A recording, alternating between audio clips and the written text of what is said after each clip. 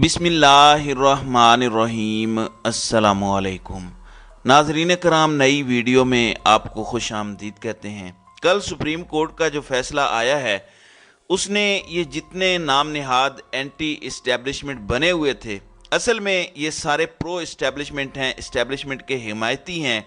कौम को बेवकूफ़ बनाने के लिए ये इस तरह के ड्रामे करते थे। अब आप देखें कि इन्होंने एक नया नैरेटिव बनाना शुरू कर दिया है। चीखें हामिद मीर की और सलीम साफ़ी की आपको सुनवाने जा रहे हैं कि कितनी इस वक्त निकल रही हैं। लेकिन इससे पहले गरीदा फारूकी की ट्वीट भी सुन लें। वो कह रही हैं कि शहबाज शरीफ ने अगर अहकामात नहीं माने तो उन पर तौहीन अदालत नहीं लगेगी, क्योंकि अगर वो नाअहल हुए तो फिर उसके बाद मार्शल लॉ लग जाएगा। यानी वो army chief general Asim Munir के बारे में कह रही हैं कि वो मार्शल लॉ लगा देंगे, मार्शल लॉ की सूरत हाल पैदा हो जाएगी।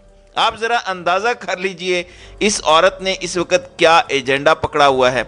बिल्कुल यही एजेंडा और यही चीखें हामिद मीर और सलीम साफ़ी की नज़र आती हैं। ये दोनों क्या कह रहे हैं, ये ज़रा आप गुफ्तगू सुनिएगा। इस गुफ्तगू के सुनने के बाद आपको अंदाज़ा होगा कि असल में मुशर्रफ की वो बात बिल्कुल ठीक थी। परवेज़ मुशर्रफ ने कहा था कि हामिद मीर और जियो पर जब मैंने एतबार किया तो इन लोगों ने मुझसे लाल मस्जिद ऑपरेशन करवा दिया, जब हो गया तो ये सारे मेरे खिलाफ हो गए।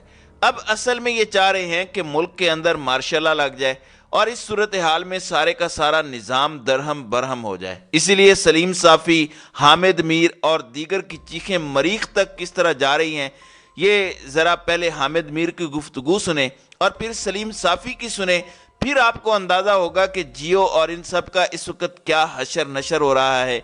ये ज़रा गुफ्तगू मुलाहिज़ा करें। हामिद मीर साहब, शाहजेब बात कर रहे हैं और इस पर भी आपका कमेंट लेना बहुत जरूरी है, आपका तजिया कि जो अभी ये खबर सामने आई है कि सुप्रीम कोर्ट ने जस्टिस काजी फाइज ईसा के फैसले पर लार्जर बेंच तश्कील दे दिया है और 6 रुकनी बेंच की सरबराही जस्टिस एजाजुल एहसन करेंगे। आज ही इस केस की समाअत है और जिस तरह जस्टिस फाइज ईसा ने तमाम असखुद नोटिस पर कार्रवाई रोकने का फैसला दिया था।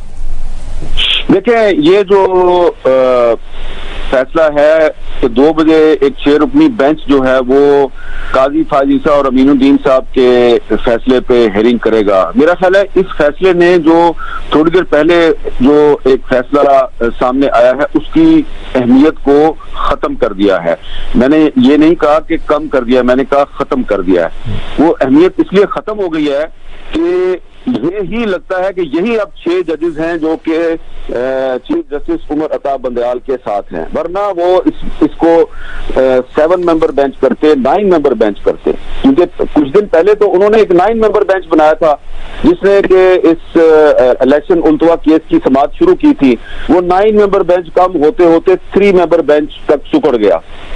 अब उस दौरान में जो जस्टिस काजी फाइज ईसा और अमीनुद्दीन साहब के बेंच का फैसला है उसका तोड़ करने के लिए, मैं लफ्ज इस्तेमाल कर रहा हूं, तोड़ करने के लिए जस्टिस एजाजुल एहसन साहब की सरबराही में एक बेंच बना दिया गया है।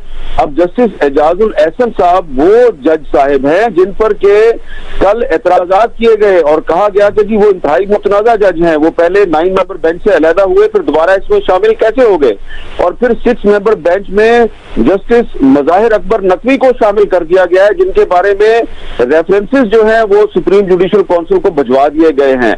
तो इसका मतलब ये है कि चीफ जस्टिस उमर अता बंदयाल साहब जस्टिस कॉर्नेलियस के रास्ते पे नहीं चल रहे, वो जस्टिस मुनीर ही के रास्ते पे गामजन हैं।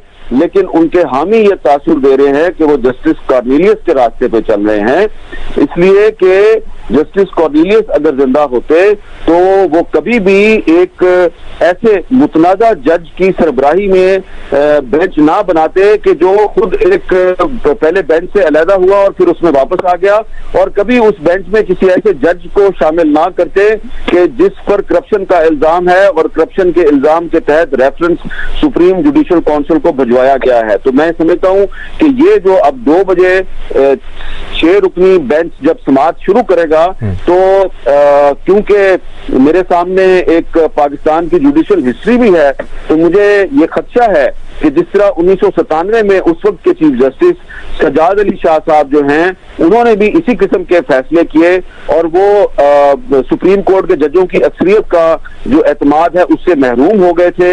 इसके बावजूद उन्होंने उनको साथ लेके चलने की कोशिश नहीं की, हठधर्मी पे उतर आए और फिर उन जज साहबान ने उनके खिलाफ बेंच बनाने शुरू कर दिए। तो आज ऐसा लग रहा है कि उमर अता बंदयाल साहब जो हैं वो अपने जो साथी जजेस हैं जिनकी लगता यह है कि ज्यादा अक्सरियत है, उनके खिलाफ एक बेंच बना दिया है। तो ये बहुत ही एक तशवीशनाक सूरत हाल है। मैं समझता हूँ कि अब जो 14 मई को जो इलेक्शन कराने का जो हुक्म है वो पीछे चला गया है और अब ऐसा लगता है कि जस्टिस उमर अता बंदयाल साहब, काजी फायद ईसा और जस्टिस अमीनुद्दीन साहब की सरकोबी के रास्ते पर निकल आए हैं।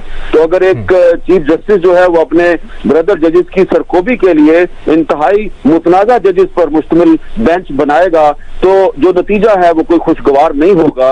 नतीजा इंतहाई तशवीशनाक और अफसोसनाक होगा और अफसोस और तशवीश के साए जो हैं वो मुझे सुप्रीम कोर्ट के ऊपर लहराते हुए वाज़ेह तौर पे दिखाई दे रहे हैं। साफी साहब आपसे पूछ लेते हैं, क्योंकि ये बात तो फिर वही होगी, एक दफा फिर ऐवान में जाके डिस्प्लेजर बताएंगे, उस पर डिस्कशन हो जाएगी, बट व्हाट नेक्स्ट?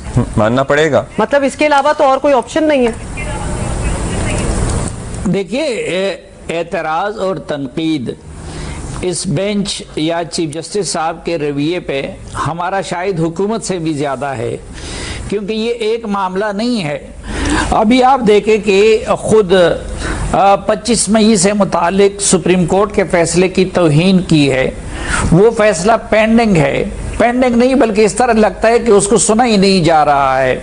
उसमें पुलिस ने सुप्रीम कोर्ट के हुक्म पे अमल करके उधर H9 में तैयारी शुरू कर दी और इमरान खान ने सुप्रीम कोर्ट के हुक्म की वायलेशन करके इधर डी चौक पे चढ़ाई कर दी। इसी तरह आप देखें कि पुलिस भी रियासत का एक इदारा है। पुलिस जाती है लोअर जुडिशरी के हुक्म पे अमल दरामद कराने के लिए, वारंट देने के लिए जाती है। और पुलिस अफसर कौन होता है?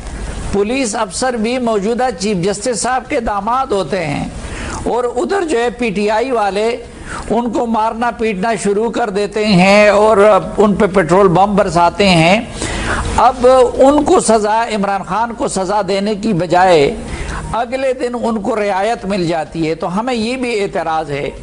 इसी तरह अगर सुप्रीम जुडिशल काउंसिल का इजलास नहीं हो रहा है और जजेस मुकम्मल नहीं है, 1 साल हो गया और ख़ुसूसन हमारे पेशावर हाई कोर्ट के साथ बहुत ज़्यादती हो गई। वो यहाँ पे तो ये कहा जा रहा है कि जी पार्लियामेंट नामुकम्मल है। एक जज साहब ने ये भी ताना दिया, तो पार्लियामेंट तो इमरान खान की वजह से नामुकम्मल है और उसके लिए तो आवाम के पास जाना होगा या अदालतों के पास जाना होगा। और लेकिन सुप्रीम कोर्ट अगर नामुकम्मल है तो वो तो चीफ जस्टिस साहब की वजह से नामुकम्मल है। एक दिन में इजलास बुलाया जा सकता है और सीनियरिटी की बुनियाद पे फैसला किया जा सकता है। अब देखें कि पेशावर हाई कोर्ट के एक चीफ जस्टिस साहब जो जज बने सुप्रीम कोर्ट में एलिवेशन के अहल थे, वो रिटायर हो गए। फिर दूसरे चीफ जस्टिस साहब सिर्फ एक दिन के लिए चीफ जस्टिस बने। अब मुस्तरद हिलाली साहबा ने जो हलफ लिया है वो भी एक्टिंग के तौर पे लिया है। तो हमारे गिले शिकवे या ये मामला अगर नीचे उधर हाई कोर्ट में ज़ेरे समाअत था तो उसको यहाँ पे सो मोटो लेने का कोई जवाज ही नहीं था। फिर जस्टिस एजाजुल हसन का उसमें बैठने का जवाज ही नहीं था। लेकिन एक देखे मरियम नवाज की राय हो सकती है, तलाल चौधरी साहब की राय हो सकती है, लेकिन कैबिनेट मीन गवर्नमेंट